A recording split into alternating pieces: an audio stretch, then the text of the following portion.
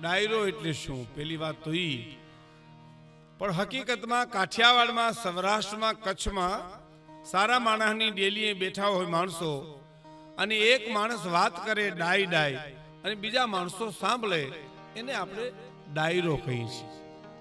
કે જે ડાયરામાં સુખ દુઃખની વાત હોય, જે ડાયરામાં ભરતી ઓટની વાત હોય, જે ડાયરામાં માન અને અપમાનની વાત હોય, એને લોક ડાયરો કહેવાય. એક લોભીએ ઘેરે આવીને એની પત્નીને કીધું કે જમવાને કેટલી વાર છે? તો કે અડધી કલાકની વાર છે. એટલે સમય પાસ કરવા માટે અગાસી ઉપર આંટા મારવા ગયો. હવે પતંગની સિઝન, છોકરા પતંગ ઉડાડે એટલે સારામાં સારી પતંગ એ કોઈ કાપી અને પોતાની અગાસી પાસેથી નીકળી.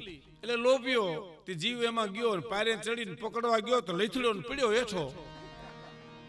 પણ પડ્યો તો ખરો, પણ રહોડાની બારીએથી કેતો ગયો, એક જણાનું ઓછું રાંધજી. હરી હાટડે